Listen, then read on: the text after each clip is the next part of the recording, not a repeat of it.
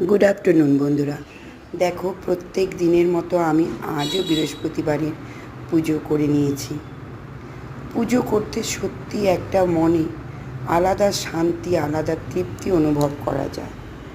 আমার জীবনে অনেক লড়াই, অনেক দুঃখ কষ্ট গল্প আছে, কিন্তু সব কিছু ভুলে গিয়ে আমি পুজোর মধ্যে বা সবার সঙ্গে কথা বলার মাধ্যমে সেই দুঃখটাকে ভুলিয়ে রাখার চেষ্টা করি।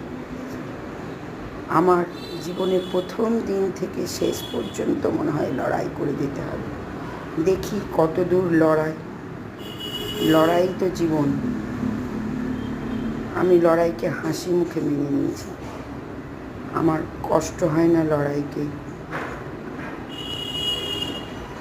কোনো এক এক সময় ভাবি আর কত করব, কিন্তু পরক্ষণে আবার মনকে সান্ত্বনা দিয়ে ভাবি যে লড়াই যদি না করি তাহলে তো জীবনটাই চলবে না। তাই লড়াই করেই বেঁচে থাকার মধ্যেই শান্তি অনুভব করা যায়। আমার জীবনটা বহু স্ট্রাগলের, বহু দুঃখের। একদিন বড় ভিডিওর মাধ্যমে তোমাদের সমস্তটাই তোমাদের সঙ্গে আমি শেয়ার করব। তাহলে আজকে এই পর্যন্তই। জয় মা লক্ষ্মী।